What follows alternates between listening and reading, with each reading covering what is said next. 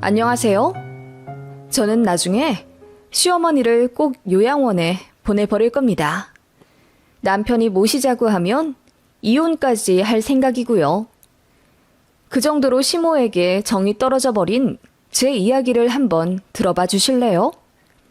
저와 남편은 현재 40대 중반 부부입니다. 자식은 현재 초등학생, 고학년, 일란성 쌍둥이들이 있어요.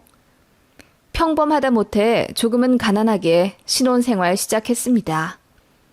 연애할 때 저는 학원 강사였고 남편은 시부모님이 하시던 유통사업을 물려받아 하고 있었는데 당시 시댁 쪽 사업이 잘 되었습니다. 그래서 제가 알기로 당시 시댁이 보유한 집이 세 채였고 차도 아버님, 어머님 각각 고급 세단 몰고 다니실 정도로 부유하셨어요. 그래서인지 제가 급이 안 맞는다고 생각하셨나 봐요. 제 남편은 5년 연애하던 저와 결혼까지 할 생각이었고 저도 남편이 너무 좋아 차마 헤어지고 싶진 않았습니다. 하지만 어머님이 집에서 아들 불러 크게 호통치며 지금 만나는 여자랑 헤어져라. 더 좋은 여자 만나게 해주겠다. 잔소리를 하셨다더군요. 남편이 따로 저에게 전해주진 않았는데 나중에 어머님으로부터 듣게 되었지요. 당시에 아들한테 사자 며느리 붙여주고 싶었는데 제가 떡하니 아들 옆에 있어서 꼴 사나웠다고요. 그렇게 반대하셨는데 상황이 역전되었습니다. 아버님이 사업상 치명적인 실수를 하셔서 한순간에 회사가 넘어갔고 빚 갚느라 시댁이 갖고 있던 집이며 차를 전부 다 팔아야 했어요.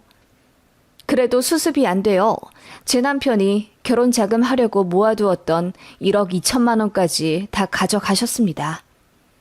그리고 얼마 대출을 더 받고 나서야 잔불까지 진화가 되었지요. 고작 반년 만에 가세가 기울 정도로 힘들어질 줄 저도 몰랐습니다. 남편이 정말 많이 힘들어했고 이제 돈 없는 본인을 떠나도 된다며 술 먹고 울기까지 했는데 당시에는 사랑이 뭔지 그 남자가 너무 안쓰럽게 보였어요. 그래서 상관없다고 하고 결혼하겠다고 했습니다. 시어머니는 그렇게 마음에 안 들던 저를 가세가 기운 후에야 받아주시더군요. 제가 모아둔 7천만 원으로 수도권에 있는 작은 빌라 얻어서 남편이랑 알콩달콩 살았습니다.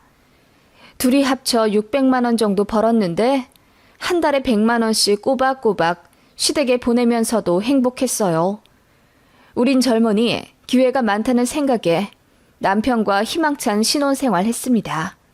시댁은 수도권 큰 도시에 사시다가 사업 망한 후로 아버님 고향인 시골에 내려가 20평대 엘리베이터 없는 아파트에서 생활 중이셨습니다. 아버님은 다신 사업 안 할 거라며 아는 분 밑으로 들어가 기계 다루는 일을 시작하셨고요. 어머님은 그대로 전업주부 하셨습니다. 아버님 벌이가 시원찮았기 때문에 저희가 100만 원씩 꼬박꼬박 보내드릴 수밖에 없었지요. 솔직히 100만 원이나 보내드리는 게 쉽진 않았습니다. 날이 갈수록 치솟아 올라가는 집값과 물가, 그리고 2세 계획이 있어 저축을 해야 하는 상황인데 시댁에 매달 큰돈 들어가는 게 부담스럽긴 했어요.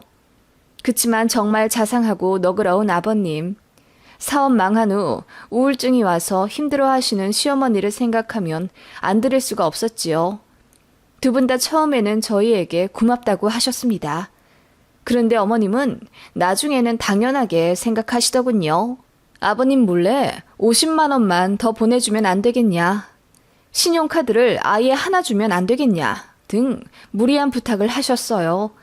그것도 남편 말고 저한테만 전화를 하셔서 말이지요. 그래서 몇 번 거절했더니 어머님이 되게 서운해 하시더라고요.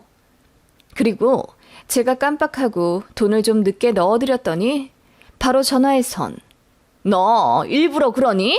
갑질하려고? 그깟 100만 원 없이도 잘만 산다. 이럴 거면 보내지 말아라. 라고 하시며 소리를 지르시더라고요. 그 바람에 남편과 어머님이랑 대판 싸우게 되었고 그 이후로는 아주 서먹한 관계가 되었습니다. 그 이듬해 제가 쌍둥이를 가졌고 오랜만에 연락드리며 임신했다고 말씀드리니 축하한다고 하시며 뭐 애 낳는다고 돈은 안 줘도 되지? 라고 하시는데 솔직히 정말 황당하더군요. 어른이라고 다 같은 어른 아니라는 거 알지만 어머님한테 정말 실망스럽더군요. 그 이후로는 저도 정말 최소한의 안부 전화만 드리고 거의 명절에만 가는 등 딱 기본적인 도리만 했습니다. 여전히 시댁에는 100만 원씩 보내드렸고 고마워해 주시는 아버님하고만 연락하며 살았습니다. 그렇게 지내고 있었는데 저희 애들 유치원 들어갈 때쯤 아버님이 갑자기 돌아가셨습니다. 사고였어요. 아버님은 갑자기 가시게 되었지만 불행 중 다행인지 산재 처리도 제대로 되었고 아버님 보험금이 꽤 많이 나왔습니다. 그래서 어머님이 아주 큰 병에 걸리신 게 아니라면 노후는 걱정 없을 정도의 금액을 받게 되었지요. 저나 남편이나 아버님을 잃은 건 이루 말할 수 없는 슬픔이지만 홀로 남을 어머님 생각하면 다행이라고 여겼죠. 저희는 그뿐인데 어머님은 저희가 보험금을 노린다고 생각하셨나 봐요.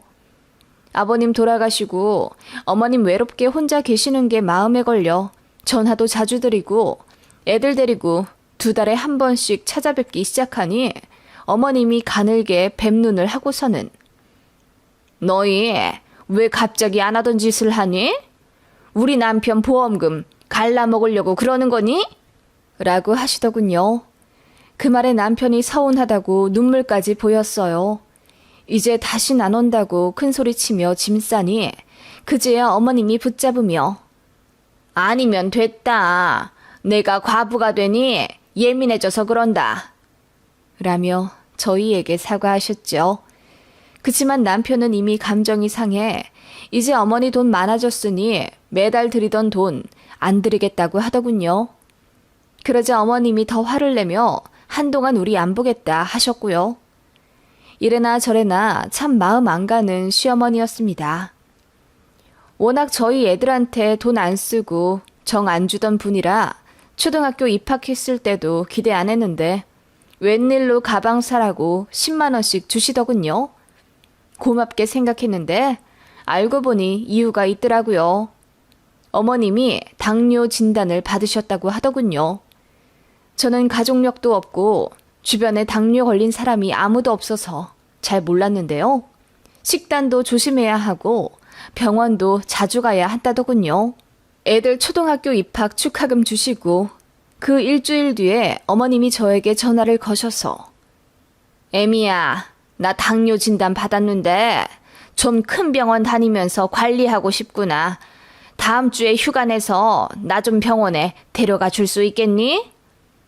라고 부탁하시더군요. 남편에게 얘기해보겠다고 하니 이왕이면 같은 여자인 며느리가 편한데 그거 귀찮아서 남편한테 넘기냐고 삐지시더라고요. 그래서 하는 수 없이 제가 모시고 병원 갔습니다. 어머님은 그 이후로 제가 편해지셨는지 본인 식단해야 하니까 인터넷으로 이것저것 주문해서 시댁에 보내달라고 부탁하기 시작하셨습니다. 그렇게 몸 한 군데 고장나기 시작하니 뭔가 겁이 덜컥 나신 건지 저희 부부한테도 더 자주 연락하시고 우리 애들 핸드폰 샀다고 하니 전화번호도 다 저장하셔서는 일주일에 한 번씩 전화하시더라고요. 다정하고 사랑이 많은 외할머니한테는 애들도 살갑게 굴지만 본인들한테 관심도 없고 정도 없는 친할머니를 애들도 별로 따르지 않았어요. 그래서 할머니한테 전화 오는 것도 애들이 부담스러워 하더라고요. 저도 어머님이 왜 그러시는지 눈에 보이니 솔직히 너무 짜증이 났고요. 어머님의 당뇨 진단 후 딱히 건강에는 큰 이상이 없는데도 어머님은 저희에게 의지하려 하셨고 어떤 명절에는 저희 가려는데 붙잡고 내년에는 같이 살까? 원래 애들이 조부모랑 같이 살면 좋다더라. 예의도 배우고 사랑도 듬뿍 받고 라고 하시며 은근히 합가하길 바라시더라고요. 그 말에 남편이 먼저 딱 잘라 아직 합가는 이르다고 했습니다. 그랬더니 대놓고 서운해 하시더라고요.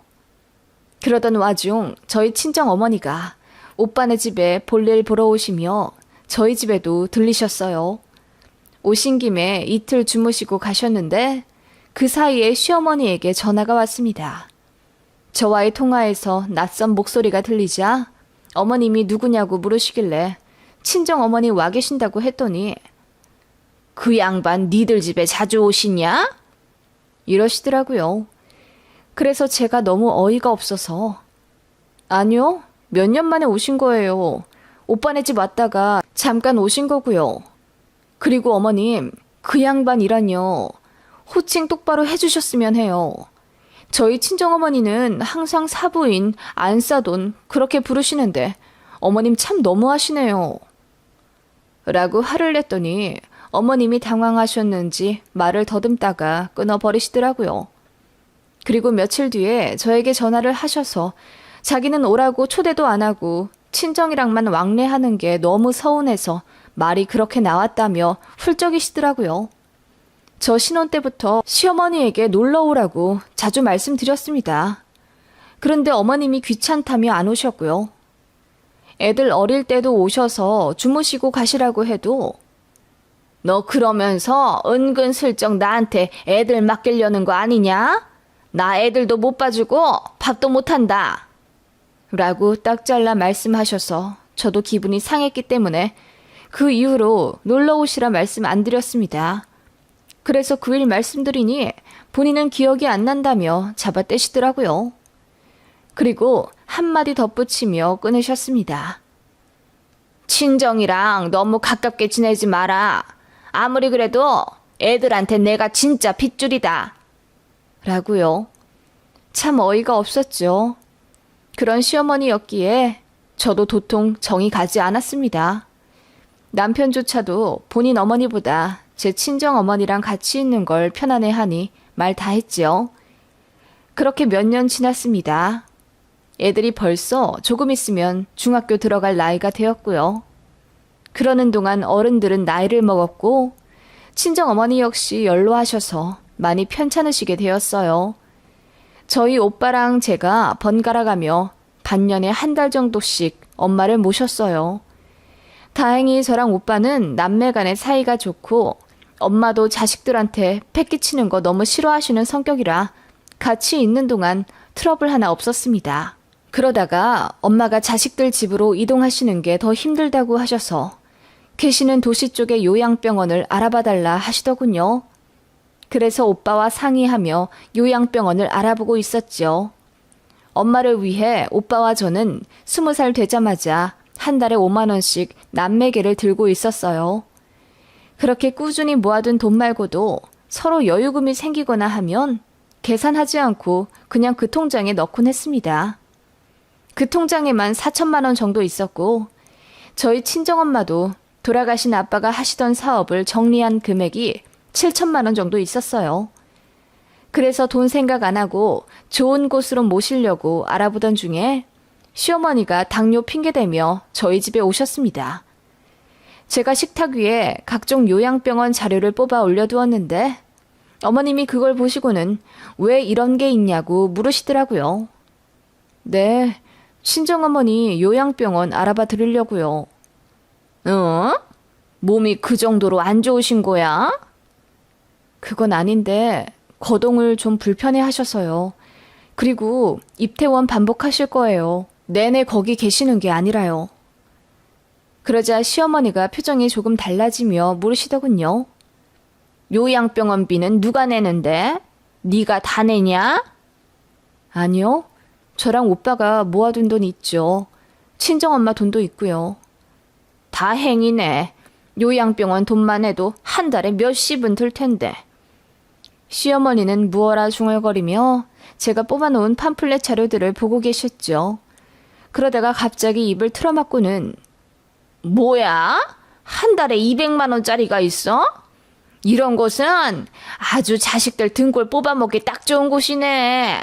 설마 너 그 양반 여기다 보내려는 건 아니지? 라고 하시더라고요. 그 말에 저는 호칭이 또 거슬려서 어머님, 왜 자꾸 그 양반이라고 하세요? 저희 엄마가 왜 그 양반이에요? 라고 화를 냈더니 얼굴이 새빨개져서 민망해 하시더라고요. 그렇게 잠깐 가만히 계시나 싶었는데 다시 요양병원 금액 가지고 시비를 거시더군요. 한 달에 얼마짜리 알아보고 있냐? 그거 나라에서 얼마 주는 거 알고 있지? 그럼요. 오빠랑 알아서 할게요.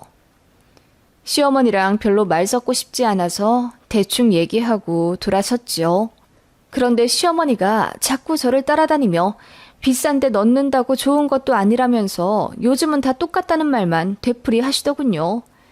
그러면서 어머님 아는 사촌이 요양병원 근무자라며 정보를 알아봐 주신다고 하길래 됐다고 했는데 저 잠깐 장 보러 나간 사이에 통화를 하셨나 봐요. 저를 붙잡고는 내가 물어봤더니 그 근처에 해바라기 요양원이 좋다더라. 거기가 시설도 좋고 실력들도 있다나 봐. 나 아는 사람 들어간다고 하면 더 잘해줄 거다. 라고 하시더군요. 어머님의 그 말씀에 저는 어쩐지 죄송해지기까지 했어요. 정말 잘 알아봐 주신 것 같았거든요. 그래서 알아보겠다고 대답했습니다.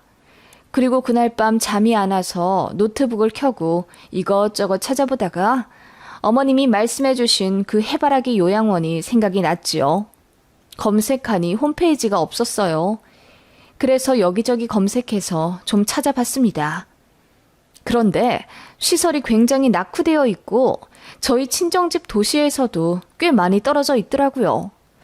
이런 말 하면 안 되겠지만 진짜 돈 없는 사람들이 갈 법한 곳이었고 어디 평을 찾아보니 안 좋은 얘기만 줄창 있더라고요. 한마디로 제가 쳐다도 안 볼 법한 낮은 등급의 요양원을 어머님이 저에게 추천해 주신 거죠. 진짜 기분 나쁘더라고요.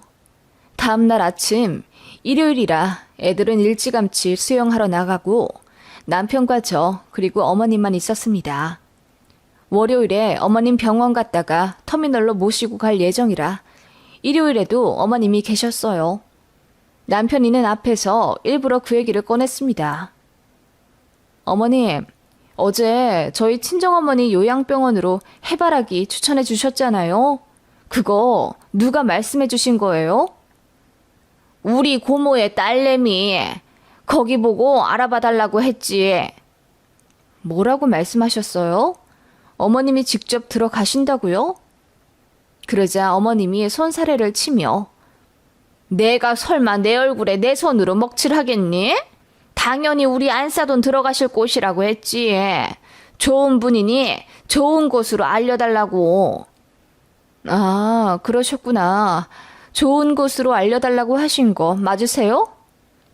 제가 그렇게 묻자 어머님 표정이 조금 달라지더니 왜 그러냐고 물으시더군요. 그럼 이왕이면 싸고 좋은 데로 알려달라고 했지. 우리 아들네 열심히 번 돈 헛되이 나가면 안 되니까. 그 말에 저는 어머님이 어떻게 물으셨을지 안 봐도 비디오더라고요. 보나마나 가장 싼 곳으로 알려달라고 물으셨겠죠. 저는 기분이 순식간에 나빠졌습니다. 그래서 일부러 남편 앞에서 더 크게 알아봐 주셔서 감사해요. 저도 어제 찾아봤거든요. 괜찮더라고요. 그런데 저희 친정엄마 사시는 곳이랑 좀 멀어서 거긴 제외시켰어요. 죄송해요. 그 대신 나중에 어머님은 거기 꼭 넣어드릴게요. 라고 했습니다. 제가 화가 나면 어금니를 꽉 깨물고 말하는 버릇이 있는데 남편이 바로 알아채더군요. 무슨 일이냐고 묻길래 어머님이 우리 친정엄마 요양원을 알아봐 주셨는데 아주 좋은 곳이더라 라고 말하며 남편에게 사진을 보여주었습니다. 날땀부터 녹이 슬어있는 전경을 보여주니 남편이 기겁하더군요. 어머님도 사진 보고는 화들짝 놀라시며 왜 이렇게 귀곡 산장같이 생겼냐? 아니 뭐 옛날에 찍은 거겠지. 지금은 좋다더라. 라며 해명하시더군요. 그 말에 저는 더 환하게 웃으며 네, 어머님이 찜해놓은 곳이니 제가 기억할게요. 라고 했더니 어머님 얼굴이 순식간에 허옇게 질리시더군요. 그리고는 몇 시간 동안 아무 말씀 안 하셨습니다. 다음날 병원에 모셔다 드렸더니 이제 집 근처로 알아서 다니겠다며 아들네한테 안 오겠다 하십니다. 그리고 터미널 데려다 드리니 쌩하니 버스 올라타 눈 감고 계시더군요. 잘 도착하셨냐고 전화를 했더니 받지도 않으시더라고요. 제 목소리 듣기 싫은지 문자로 답장만 하실 뿐이었습니다. 나중에 남편한테 전해 들으니 어머님이 엄청 속상해 하셨더라고요. 어떻게 자기를 요양원, 그것도 별로 안 좋은 곳에 보낼 생각을 하냐면서요. 그래서 어머님은 제 남편이랑 또 싸웠답니다. 애초에 그런 곳을 왜 장모님 가시라고 추천했냐면서 남편이 많이 민망했었다고 화를 냈대요. 저는 저대로 사이다 한 방 먹여서 좋았는데 말이죠. 그날 있고 나서 2달 뒤가 명절이었는데 어머님이 오지 말라 하시더군요. 오히려 좋았습니다. 저도 어머님 뵙기 싫었으니까요. 그날 이후로 1년에 2번 보는 게 다고 시댁 경조사 있으면 남편만 알아서 갑니다. 저희 친정어머니는 요양병원 2달 계시다가 건강이 많이 회복되셔서 지금은 집에 계시고요. 혹시 다시 가시게 되면 시어머니 보란 듯이 최고 좋은 곳 모실랍니다.